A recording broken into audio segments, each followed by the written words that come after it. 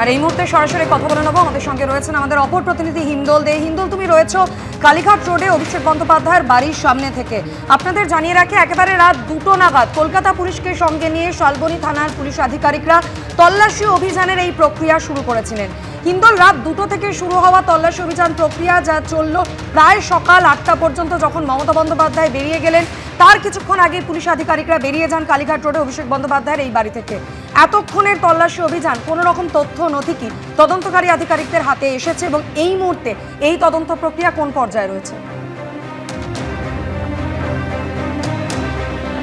দেখো, তদন্ত প্রক্রিয়ার প্রথমেই তোমাকে বলে রাখি যে শালবনী থানার পুলিশ এখনো পর্যন্ত কিন্তু সুমিত রায়, যিনি কিনা অভিষেক বন্দ্যোপাধ্যায়ের আত্মসহায়ক, তার খোঁজে কিন্তু তল্লাশি চালাচ্ছেন কলকাতার বিভিন্ন জায়গায়। কলকাতার প্রথম তারা আসেন শালবনী থানার পুলিশ সুমিত রায়ের টাওয়ার লোকেশন দেখে, এবং তারা কিন্তু এসে পৌঁছন কালীঘাট রোডে অভিষেক বন্দ্যোপাধ্যায়ের এই যে বাড়ি রয়েছে এই বাড়িতে এসে কিন্তু তারা এসে পৌঁছন। এবং এখানে এসে পৌঁছানোর পর তারা কিন্তু দেখতে পান, তারা পুরো গোটা বাড়িতে তল্লাশি করার জন্য তারা ভেতরে প্রবেশ করতে চান, কিন্তু এখানে যে সামনে তালা রয়েছে সেই তালা কিন্তু খোলা হয় না।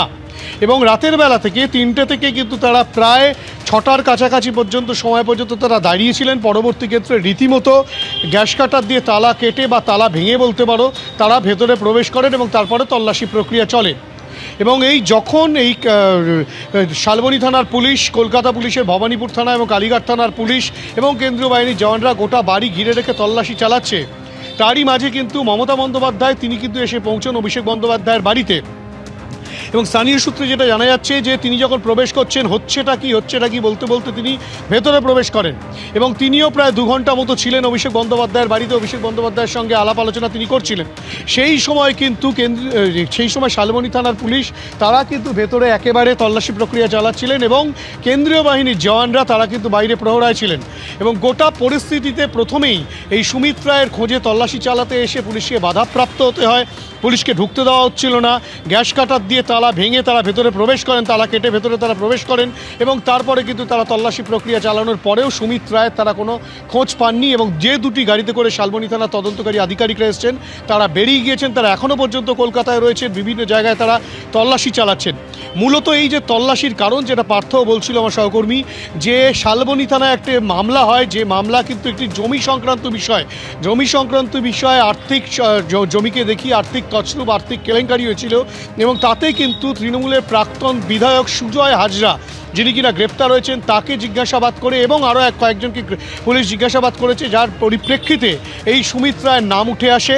এবং তারপরেই সুমিত রায়ের খোঁজে পুলিশ যখন টাওয়ার লোকেশন দেখতে থাকে তখন তারা দেখতে পায় যে কলকাতার একেবারে কালীঘাট রোডের অভিষেক বন্দ্যোপাধ্যায়ের যে বাড়ির সামনে আমরা দাঁড়িয়ে রয়েছি সেই বাড়ির টাওয়ার লোকেশন দেখায় এবং তৎক্ষণাৎ পুলিশের সেই টিম কিন্তু শালবনী থেকে কলকাতার উদ্দেশ্যে রওনা হয় এবং রাতের বেলায় তারা এখানে এসে পৌঁছয় এবং তার আগে কালীঘাট থানায় তারা ইন্টিমেশন দেয় এবং তার পরিপ্রেক্ষিতে তারপরে তারা এখানে আসেন। কিন্তু দীর্ঘক্ষণ আসার পরেও তারা কিন্তু তাকে কোনোরকমভাবে খুঁজে পাননি, কেননা পুলিশকে প্রথমে এখানে নিরাপত্তারক্ষীরা প্রবেশ করতে দেননি।